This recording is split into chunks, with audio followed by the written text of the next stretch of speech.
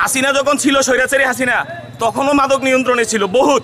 আমি এটার প্রমাণ, আমিও জুলাইয়ের একজন যোদ্ধা। কিন্তু এখন দেখতেছি মাদক যেন তাদের বাপের সম্পত্তি হয়ে গেছে, আর ইন্ডিয়া যেন তাদের বাপ লাগে। এই দেশের যত টাকা পয়সা আছে বিভিন্ন নেতারা পিছনে গুলো টাকা দেয় না, ওই টাকাগুলো নিয়ে ভারত থেকে পৌঁছায় দেয়। কিভাবে?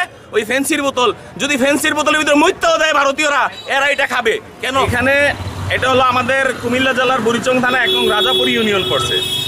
আমি শুনছি আমার মুরব্বীরা বলছে এই গ্রামে 36 জন পিএইচডি হোল্ডার আছে। এখন একটা কুচুকরি জেনারেশন আসছে, যারা এই জেনারেশনের ভিতর থেকে আর কোনো পিএইচডি হোল্ডার আসুক, আর কোনো বিসিএস ক্যাডার আসুক, আর কোনো মানুষ সংসদ পর্যন্ত যাক, আর কোনো মানুষ আমাদের গর্ব হিসাবে রাষ্ট্র থেকে বিশ্বের বিভিন্ন জায়গায় চলে যাক, এটা চায় না। ওরা চাচ্ছে আমাদের ইয়াং জেনারেশনকে কীভাবে মাদকের ভিতরে জড়াইয়া তার পরিবারকে পর্যন্ত ধ্বংস করে দেওয়া যায়, সমাজকে কীভাবে ধ্বংস করে দেওয়া যায়। এখানে চা দোকান, আমাদের কোনো ডাউট নেই যে চা দোকান থাকুক, উনি ব্যবসা করতেছে করুক, কিন্তু আমি যখন ওনার দোকানের পাশে দেখবো নতুন ফেন্সি ডিলের বোতল, এই বোতল কোথা থেকে আসে?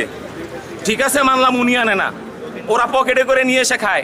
এখানে তো আমি যতটুকু জানি এখানে ছেলেরা অনেক সচেতন, বলতেছে কিছু বললে নাকি তাদেরকে হুমকি দেয়। কিসের হুমকি? কুমিল্লা টাউনতে এসে গুন্ডামি করে, এটা আমার গ্রাম, এটা আমার রাজত্ব, আমার সিংহাসনে এসে আমাকে হুমকি দেয় ঝুলে রাখবেন তাল গাছের সাথে।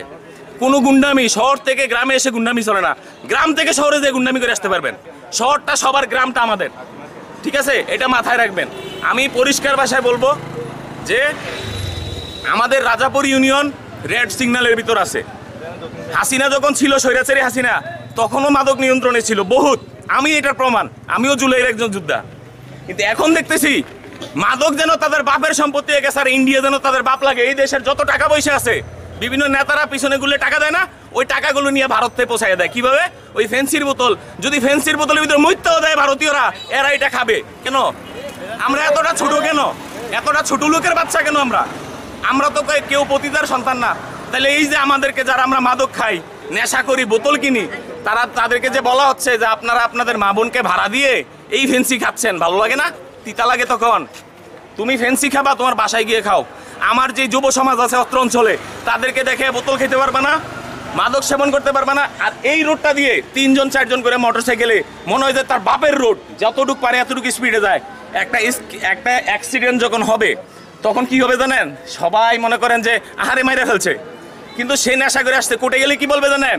সে অ্যাক্সিডেন্ট করা অবস্থায় নেশাগ্রস্ত ছিল, তখন তার কোনো অপরাধ হবে না, তার কোনো বিচার হবে না, তাকে ছাইড়া দিবে পুলিশ, সেনাবাহিনী, নৌবাহিনী, বিমান বাহিনী, তারা যত আসামি ধরুক না কেন, কোর্টের ভিতর যেই বিচার হয়, পরবর্তীতে আইসা দারোগাকে, ওসিকে বিক্রি দেখায়। বলছিলাম না 3 দিন রাখতে পারবে না?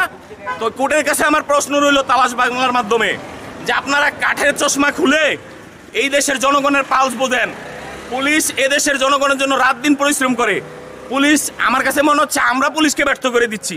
আমাদের যে আইনের অন্ধ কাঠের চশমা, সেই চশমা দিয়ে পুলিশ যতবার আসামি ধরে ততবার সেই আসামিকে ছেড়ে দিয়ে আপনারা আসামিকে টাইম লেনে নিয়ে আসেন, আসামি হয়ে যায় ডন।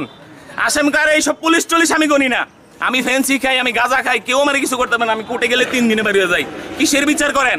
বিচার করতে না পারলে বিচারকের চেয়ার ছেড়ে দিয়ে সোহেল রানার মতো যারা আছে, এই দেশপ্রেমী, এই দেশকে ভালোবাসে, ভারতকে ঘৃণা করে, এই মাদক সাম্রাজ্য তৈরি করার জন্য, এই দেশের মেধাবীদেরকে ধ্বংস করার জন্য যারা কাজ করতেছে, আমরা তাদের বিরুদ্ধে জিহাদ ঘোষণা করে রাখছি। সো মাদকের সাথে নো কনফার্মাইজ। প্রশাসনকে আমাদের সহযোগিতা করতে হবে। আজকে প্রশাসন আসছে, খবরও পেয়ে গেছে, অনেকে চলেও গেছে। মাগরিবের পরে আবার এখানে আসর জমবে, এখানে একটা, ওখানে একটা স্পট। এছাড়াও আরও আছে। এই হাসপাতালের সামনে একটা ব্রিজ আছে, এখানে রাত্রেবেলা আড্ডা হয়, মদের আড্ডা হয়। আমাদের জেনারেশনরা ভয় পায়। আরে 24-এর আন্দোলনের ভিতর ছাত্রলীগ যেভাবে ওপেন গুলি করছে আমাদেরকে, যদি ভয়ই পান, আপনার বাঁচার অধিকার নাই। বাঁচার মতো 1 ঘন্টা বাঁচেন। মরতে হবে, আমাকেও মরতে হবে, আপনাকেও মরতে হবে, হয়তো 2 দিন আগে বা পরে। দেশ ও মাটির কল্যাণে কাজ করে মরে যান, সারা জীবন মানুষ হৃদয়ে রাখবে আপনাদেরকে। এটাই বলছি। বুড়িচং ব্রাহ্মণপাড়ার দায়িত্বে যারা আছে, আমাদের ইউনু মহোদয়, দৃষ্টিতে আর কোথাও কোথাও চলে এরকম আড্ডা?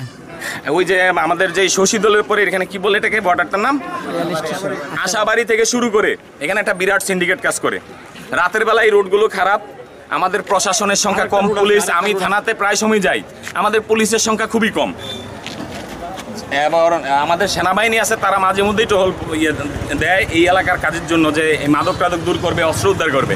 কিন্তু সবচেয়ে বড় সমস্যা হচ্ছে তারা 1500, 2000 দিয়ে পোলাপাইনকে জায়গায় জায়গায় সেট আপ রাখে।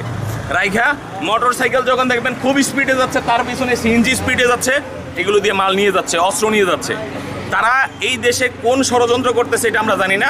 আমরা ডিসি মহোদয়ের কাছে আবেদন রাখতে চাই এই সুশীল সমাজের পক্ষ থেকে, সাধারণ জনতার আবদারের কাছ থেকে, যে আমরা এই বর্ডার শাটডাউন চাই। এই বর্ডারের সাথে আমাদের সরকারি কোনো ট্রানজিট নাই। এই বর্ডার থাকলে সরকার কিছু পাচ্ছে না, নো বেনিফিট। যেই দিক দিয়ে বেনিফিট পায় সেই দিক দিয়ে খোলা থাকবে, বাকি দিক দিয়ে শাটডাউন থাকবে। আমাদের এখানে একজন সুবেদার স্যার আছেন এই বিজিবি ক্যাম্পে, তিনি অত্যন্ত কঠোর অবস্থানে আছেন। তিনি পূর্ব একবার ছিলেন, আমি ওনার কথা শুনছি। উনি যেখানেই পায় 3টা করে মোটরসাইকেল দিয়ে আসছে, তাদেরকে চেক করে যখন থেকে যে নেশা করে আসছে উড়াধুরা মাইট দেয়। প্রশাসনের ওই লেভেলে যাওয়া দরকার। আমরা বারবার মরতে চাই না, আমরা বারবার মরতে চাই না। আমরা এই দেশের নতুন জেনারেশন যারা, যাদের হাতে দেশটা আমরা পরবর্তীতে তুলে দিব, আমরা তাদেরকে ধ্বংস করতে চাই না। আমরা এই মাদক মুক্ত সমাজ চাই। আমার আহ্বান থাকবে ডিসি মহোদয়ের কাছে, এই বিষয়ে আপনি জরুরি ব্যবস্থা নেন। কুমিল্লা শহর থেকে এই বুড়িচং এবং বর্ডার সাইডগুলোতে যেই পরিমাণে মোটরসাইকেল দৈনিক 1 থেকে 1,500 মোটরসাইকেল আসে, এবং তারা এতটা দ্রুত গতিতে গাড়ি চালায়, একটা বাচ্চা যদি বাড়ি খায় তার অস্তিত্ব খুঁজে পাওয়া যাবে না। দুজন অলরেডি ঠ্যাং ভাঙা গেছে, ভাঙা গেছে অলরেডি দুজনে জামতলা রোডের ভিতরে, এই আমার যে বাড়ির সাথে এই যে দেখতেছেন এই স্পিডে যাচ্ছে, এদের কোনো কাগজপত্র নাই, ডকুমেন্টস নাই।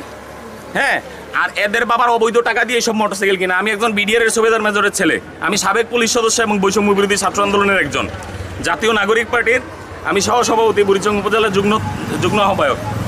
আমি একটা মোটরসাইকেল কিনা স্বপ্নও দেখতে পারি না। আমি যে এখানে আসছি না, আরেকজনের সাথে করে আসছি।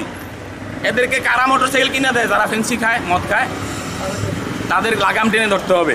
তাদের বাপ কিন্তু তাদেরকে মোটরসাইকেল কিনে দেয় না। তারা যাদের সাথে চলে, সঙ্গ দোষে লোয়া জলে বাসে, ওরা এইগুলো করে দেয়। এবং ওইখান থেকে, শহর থেকে মানে শেল্টার দেয় যে তোরা যা, 4টা-5টা মোটরসাইকেল কেউ কিছু বললে আমরা ফোন দিস। ওইসব চলবে না ভাই, লালবাবুগিরি আর চলবে না। এখানে আপনাদের আব্বু বাহান নাই। এখন আমরা জুলাই যুদ্ধরা আছি। এই দেশের যেই জনগণ স্বৈরাচার মুক্ত বাংলাদেশ চাইছে, আমরা আছি। আপনারা বারবার পারবেন না এই দেশের জনগণের ভাগ্য নিয়ে খেলতে। এবার জিরো টলারেন্স, সাবধান থাকবেন। মদ খেতে, গাঁজা খেতে আসবেন, তাল গাছে ঝুলে রাখবো, প্রশাসন খবর দিয়ে আস্তে জাতীয় পতাকার মতো নামাবো, দিয়ে দিব। কিন্তু আদালতের কাছে একটা আবদার থাকবে, অভিযানটা চালাইছে, এরকম অভিযান কি প্রতিনিয়ত আপনারা চান? কন্টিনিউ থাকুক, কারণ এতে আমাদের প্রশাসনের মনও প্রফুল্ল থাকবে। প্রশাসনকে যদি, প্রশাসন এটা হলো ডিউটি। এই পুলিশ, সেনাবাহিনী, আর্মি যারা আছে, তারা কিন্তু পবিত্র কোরআনে শপথ করে আসা বীর পুরুষ, এই দেশের সৈনিক, শ্রেষ্ঠ সৈনিক। তাদেরকে বিভিন্ন রাজনৈতিক অপকৌশলে তাদেরকে ব্যবহার করে, তাদেরকে জাতির কাছে কলঙ্কিত করে, জাতির কাছে খারাপ করে। আমরা প্রত্যেকে, আমিও সাবেক পুলিশ সদস্য ছিলাম, আমরা কিন্তু পবিত্র কোরআনে শপথ করে আসছি, কিন্তু আমাদেরকে ভালো থাকতে দেয় না। কারা? এই যে মাদক ব্যবসায়ী থেকে শুরু করে রাজনীতিক একটা ব্যবসা আছে না, রাজনীতি মানে কিন্তু মূল ওইটা না, জনগণের সেবা না। মাদক ব্যবসা কেমনে চলবে, টেন্ডারবাজি কেমনে চলবে, সেইটা আমরা সেইটা চাই না। আমরা জুলাই যোদ্ধারা চাই। আমাদের অনেক ভাই মারা গেছে, আমাদের অনেক পুলিশ ভাইও মারা গেছে। যারা প্রকৃত অর্থে মানুষকে গুলি করে মারছে, ওরা কিন্তু মরে নাই। যারা নিরীহ বিশ্বাস করতো যে আমি থানায় থাকলে আমি তো কাউকে কিছু করি নাই, আমাকে মারবে না, ওই পুলিশদেরকে কিন্তু সাধারণ জনগণ বলবুল যে মারছে। তা আমরা ওইটা চাই না। আমরা বারবার এরকম চাই না, আর বারবার আমরা কোনো স্বৈরাচার উদয় হোক সেটাও চাই না। তো এইখানে যারা আছেন, অনেক মুরব্বীরা আছেন, আমি অনেক কথা বলছি, শুধু এতটুকু আপনাদের কাছে দাবি থাকবে, মাদকের বিষয়ে দেখবেন আমাদের জুলাই যোদ্ধারা আছে, সমাজের সচেতন মহল, আপনাদের ছেলে সন্তানরা আছে, তাদেরকে নিয়ে প্রতিহত করেন। দেখেন আজকের দিনটা, আজকে এখনই সময় বাংলাদেশকে সুন্দর করার। আর সুযোগ পাওয়া যাবে না, এটাই জীবনে বাংলাদেশের জন্য শেষ সুযোগ। এটাকে কাজে লাগাতে হবে। আর প্রশাসন আমাদের সাথে আছে, কিন্তু